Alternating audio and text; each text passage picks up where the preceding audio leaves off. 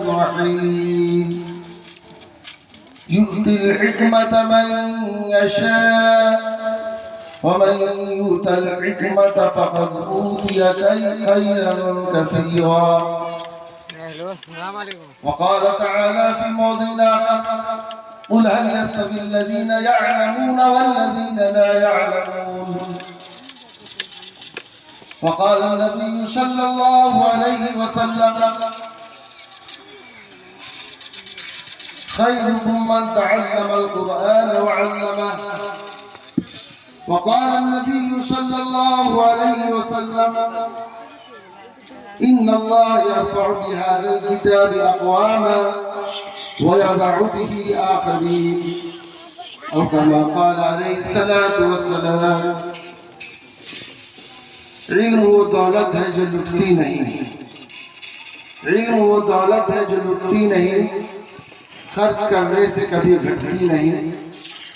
مچھلیاں پانی میں ذرے خاک میں برگو شجر، مچھلیاں پانی میں ذرے خاک میں برگو شجر، نیک عالم کو دعا دیتی ہیں ہر شام سے. معزز سامعین کرام، حضرات علماء کرام، بزرگوں، دین بھائیوں، نوجوان ساتھیوں، عزیز بچوں، پردہ میں رہنے والی میری ماں و بہنوں، یہ کانفرنس کا موضوع تعلیم نسواں. وقت کی قلت ہے، تفصیل کے ساتھ میں باتیں آپ کے سامنے نہیں رکھ سکتا. میں نے جو قرآن کریم کی آیت پڑھی ہے اس آیت کا ترجمہ اور جو حدیث شریف پیش کی ہے اس کا ترجمہ اور کچھ ضروری باتیں آپ کے سامنے رکھوں گا. اللہ تعالیٰ نے ارشاد فرمایا یؤتی الحکمت من یشاء ومن یؤت الحکمت فقد اوتی خیرا کثیرا. اللہ تعالیٰ جسے چاہتا ہے حکمت دیتا ہے، اور جسے حکمت مل گئی اسے بہت بڑی بھلائی مل گئی. مفسرین کرام نے جو حکمت کی تفسیر کی ہے اس میں بہت سارے اقوال ہیں، لیکن جامع ترین جو قول ہے وہ حکمت سے مراد شریعت کی سمجھ ہے، الفہم للشریعہ. علامہ جلال الدین سیوطی رحمۃ اللہ علیہ نے بھی اور بڑے بڑے مفسرین نے جو حکمت کی تفسیر کی ہے وہ علم نافع سے کی ہے. اور علم نافع کا مطلب وہ علم ہوتا ہے جو عمل تک پہنچا دیتے. ایک بات یاد رکھیے گا، علم صرف جان لینے کا نام نہیں، علم صرف جان لینے کا نام نہیں ہے بلکہ علم یقین کا نام ہے. اگر علم کے مطابق عمل نہیں ہے تو حقیقت میں وہ عالم نہیں ہے بلکہ وہ جاہل ہے. جیسا کہ قرآن کریم میں اللہ تعالیٰ نے یہود و نصارہ، توریت انجیل کے جاننے والوں کو فرمایا اتأمرون الناس بالبر وتنسون انفسکم وانتم تتلون الکتاب، کہ دوسروں کو تم بھلائی کا حکم کرتے ہو اور اپنے کو بھول جاتے ہو حالانکہ تم قرآن کی تلاوت کرتے ہو. دوسرے مقام پر فرمایا لو کانوا یعلمون، کاش کہ وہ جانتے، حالانکہ وہ علم والے تھے. پتہ چلا کہ علم صرف کافی نہیں ہے بلکہ علم کے ساتھ عمل چاہیے، عمل کے ساتھ اخلاص چاہیے اور اخلاص کے ساتھ فکر آخرت چاہیے. چنانچہ قاری طیب صاحب رحمۃ اللہ علیہ نے اپنے خطبات کے اندر ایک بڑی جامع حدیث پیش کی ہے الناس كلهم هالكون الا العالمون والعالمون كلهم هالكون الا العاملون والعاملون كلهم هالكون الا المخلصون والمخلصون على خط عظيم. بڑی لمبی چوڑی تفصیل ہے، اختصار کے ساتھ میں یہ بتلا دوں کہ جس کا ترجمہ یہ ہے کہ سب کے سب ہلاک ہونے والے ہیں سوائے وہ جو علم والے ہیں. اور فرمایا کہ علم والے بھی ہلاک ہونے والے ہیں سوائے اس کے جو عمل والے ہیں. پھر فرمایا کہ عمل والے بھی ہلاک ہونے والے ہیں مگر وہ جو اخلاص والے ہیں. اور فرمایا کہ اخلاص والے ان کو بھی بڑی بڑی خطروں کے اندر ہے، ان کو فکر کی ضرورت ہے. تو قاری صاحب نے فرمایا 4 چیزیں ہونی چاہیے تو انسان کامیاب ہو سکتا ہے. نمبر 1 علم، نمبر 2 عمل، نمبر 3 اخلاص، نمبر 4 فکر آخرت. اب اس کی اب تفصیل کتنی چاہے کرتے رہے. قرآن فرماتا ہے قرآن میں اللہ تعالیٰ ارشاد فرمایا یؤتی الحکمت من یشاء، اللہ جسے چاہتا ہے حکمت دیتا ہے، ومن یؤت الحکمت فقد اوتی خیرا کثیرا، جسے حکمت مل گئی بہت بڑی بھلائی مل گئی۔ دوسری آیت جو میں نے پڑھی قل هل يستوي الذين يعلمون والذين لا يعلمون، یہ استفہام انکاری ہے۔ علماء کرام جانتے ہیں قرآن کا انداز کیا ہے۔ اللہ فرماتے ہیں نبی کہہ دیجیے کیا علم والے اور علم برابر ہو سکتے؟ نہیں، دھوپ اور سایہ برابر نہیں، دیکھنے والا اور اندھا برابر نہیں، رات اور دن برابر نہیں، اسی طرح عالم اور جاہل برابر نہیں ہو سکتے۔ تیسری آیت جو میں نے پڑھی انما یخشی اللہ من عبادہ العلماء، انما کلمہ حسر کو لایا کہ بے شک اللہ سے ڈرنے والے علماء۔ اور حضرت ثانیہ علیہ السلام نے لکھا کہ علماء اگر بے عمل بھی ہو اس کی بھی تم توہین مت کرو، کیونکہ علم کی دولت اس کے پاس ہے۔ حدیث شریف جو میں نے پیش کی ہے بخاری شریف کی حدیث ہے، خیرکم من تعلم القرآن وعلمہ، تم میں سب سے بہتر وہ ہے جو قرآن کو سیکھے اور سکھائے۔ آپ بتائیے، اندازہ لگائیے۔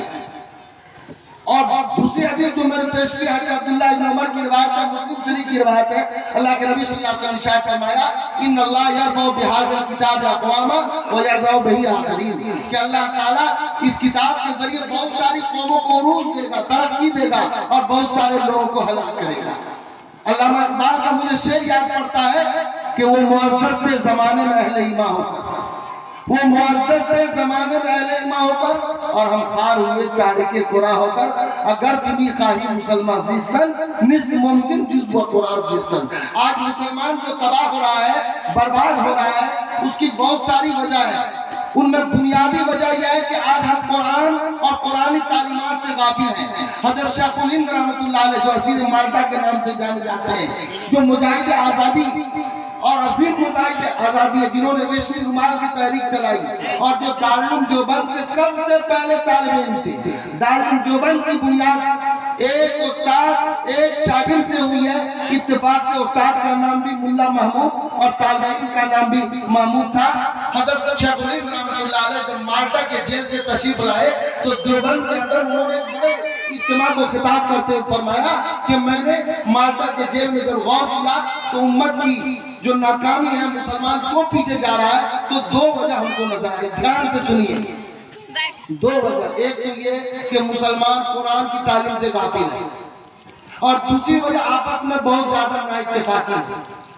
یہ دو وجہ ہے۔ آج آپ غور کر لیجئے، آج ہمارے گھروں میں قرآن کی تلاوت نہیں، آج قرآن کی تعلیم کی اہمیت نہیں سمجھتے، حافظ عالم مولانا کی جو قدر چاہیے وہ نہیں کرتے، لیکن اگر کوئی دنیا کی ڈگری لے آئے، کوئی بڑی ڈگری دنیا کی حاصل کر لیا، اس کو ہم بہت سمجھتے ہیں۔ میں آخری بات کہہ کے بات کو ختم کرتا ہوں، یہ قرآن آپ کو دنیا میں بھی کام دے گا، یہ قرآن قبر میں بھی کام دے گا، یہ قرآن حشر میں بھی کام دے گا، اور کوئی ایسا علم نہیں ہے جو آپ کو آخرت کے اندر کام دے، لیکن قرآن کریم آخرت کے اندر بھی کام دے گا، اور ایک حافظ 10 جہنمی کو جنت میں لے جائے گا۔ کتنا بڑا مقام ہے حافظ کا، عالم کا، لیکن میں نے وہی کہا کہ علم کے ساتھ عمل چاہیے۔ آج ہم لوگ پڑھتے ہیں لیکن عمل نہیں کرتے، اس لیے عمل کی بڑی سخت ضرورت ہے۔ آج ہمارا سماج کہاں جا رہا ہے؟ تعلیم تو ہر ایک کے لیے ضروری ہے، لیکن مردوں سے کہیں زیادہ عورتوں کی تعلیم کی ضرورت ہے۔ اگر مرد پڑھتا ہے تو فرد پڑھتا ہے، اور عورت پڑھتی ہے تو پورا گھر پڑھتا ہے، پورا سماج پڑھتا ہے۔ ماں کی گود بچے کی پہلی مکتب ہوا کرتی ہے۔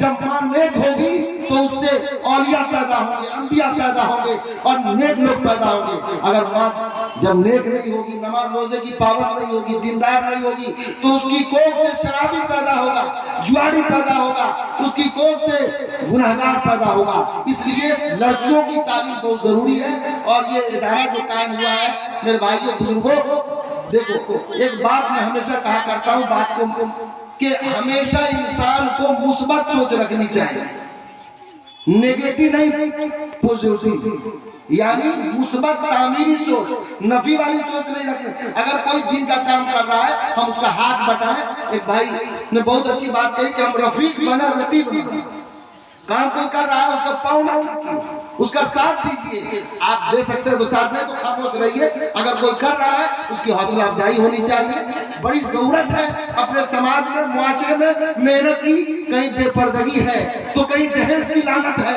آج ہم لوگ جماعت میں بھی جا رہے ہیں، بڑے بڑے علماء حفاظ بھی آج علاقے میں ہیں، لیکن میں ایک بات اس اسٹیج پہ کہنا چاہتا ہوں کہ آج جہیز کی لعنت ختم نہیں ہو رہی ہے، آج تلک کی لعنت، نقد کی لعنت ختم نہیں ہو رہی ہے۔ آج ہمارا سماج کہاں جا رہا ہے، آج ہمارا معاشرہ کہاں جا رہا ہے، کتنی ہم فکر رکھ رہے ہیں اس کی۔ میرے بھائیو صرف پڑھ لینے سے نہیں ہوگا، بلکہ بڑی اچھی بات کہی ہے کہ سینوں میں اتارو تو بنے بات، سینوں میں اتارو تو بنے بات، تاکوں میں سجانے کو یہ قرآن نہیں ہے۔ آج قرآن سے تاکوں میں ہم سجا رہے ہیں، کہاں پڑھ رہے ہیں قرآن کو، ہم کہاں سمجھ رہے ہیں۔ ایک بات میں آپ کو کہنا چاہتا ہوں کہ قرآن کی تعلیم یہ سب سے زیادہ ضروری ہے، کیونکہ اس کے بغیر آپ کو جنت نہیں ملے گی، آپ اس دنیا میں بھی کامیاب نہیں ہو سکتے، آخرت میں بھی کامیاب نہیں ہو سکتے۔ اور جس کے پاس قرآن کا علم ہوگا انشاءاللہ اللہ اس کو کبھی بھوکا نہیں رکھے گا۔ جو قرآن کی خدمت کرے گا، جو قرآن کے ساتھ تعلق رکھے گا، قرآن کی ایک آیت ہے، وقت نہیں ہے لیکن میں تفصیل سے بات رکھوں، قرآن کی ایک آیت ہے جس کے بارے میں مولانا علی میاں ندوی رحمۃ اللہ علیہ مفکر اسلام نے بڑی قیمتی بات کہی ہے۔ وہ آیت ہے اِنَّا نَحْنُ نَزَّلْنَا الذِّكْرَ وَإِنَّا لَهُ لَحَافِظُونَ۔ انہوں نے فرمایا کہ صرف اس میں قرآن کی حفاظت کی ذمہ داری نہیں لی، 50 اعلانات ہیں اس کے، قرآن کی حفاظت، قرآن کی خدمت کرنے والے کی حفاظت، اس جگہ کی حفاظت، اس ملک کی حفاظت جہاں قرآن کی تلاوت ہوگی، وہاں پر رحمت کے فرشتے گھیر لیں گے، چاروں طرف سے فرشتے اس کو گھیر لیتے ہیں، انوار اور برکات اس کے پہنچتے ہیں۔ اس لیے میرے بھائیوں بزرگوں، آج جو دین زندہ ہے یہ مدارس کی برکت ہے، یہ مکاتب کی برکت ہے، یہ علماء کی برکت ہے، یہ بوریا نشینوں کی برکت ہے۔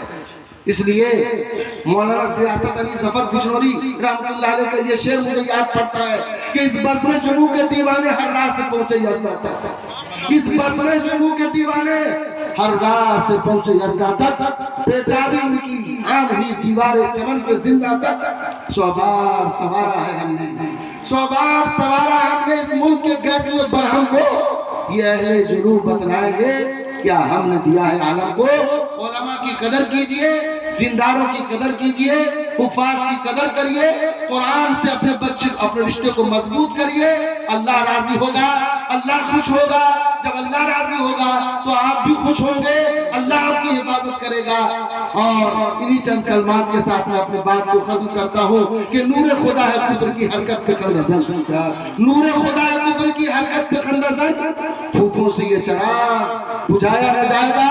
قرآن کبھی مٹنے والا نہیں ہے، قرآن کو مٹانے والے مٹ جائیں گے، دین کو مٹانے والے مٹ جائیں گے۔ قرآن کی حفاظت کی ذمہ داری اللہ نے لی ہے، بڑی تاکید کے ساتھ لی ہے۔ توریت، انجیل، زبور اور بیل اور دیگر کتابوں کی حفاظت کی ذمہ داری اللہ تعالیٰ نے نہیں لی، لیکن قرآن کی حفاظت کی ذمہ داری اللہ تعالیٰ نے لی۔ فرمایا اِنَّا نَحْنُ نَزَّلْنَا الذِّكْرَ وَإِنَّا لَهُ لَحَافِظُونَ۔ اس لیے اے مسلمانوں، آپ اپنے رشتے کو قرآن سے مضبوط کریے، اپنے بچوں کو دینی تعلیم دیجئے، بچیوں کو دینی تعلیم دیجئے، انشاءاللہ آپ دنیا میں بھی پھلیں گے پھولیں گے، آخرت میں بھی کامیاب ہوں گے۔ انہی چند کلمات کے ساتھ میں مبارکبادی دیتا ہوں جناب قاری آفتاب صاحب اور جتنے بھی ان کے معاونین ہیں جنہوں نے پروگرام کو سجایا، اور ان کا عزم ارادہ بہتر ہے، لیکن میں وہی 4 بات پھر یاد دلاتا ہوں کہ علم بھی ہو، عمل بھی ہو، اخلاص بھی ہو اور فکر آخرت بھی ہو، انشاءاللہ آپ کامیاب ہوں گے۔ اللہ مجھے بھی آپ کو بھی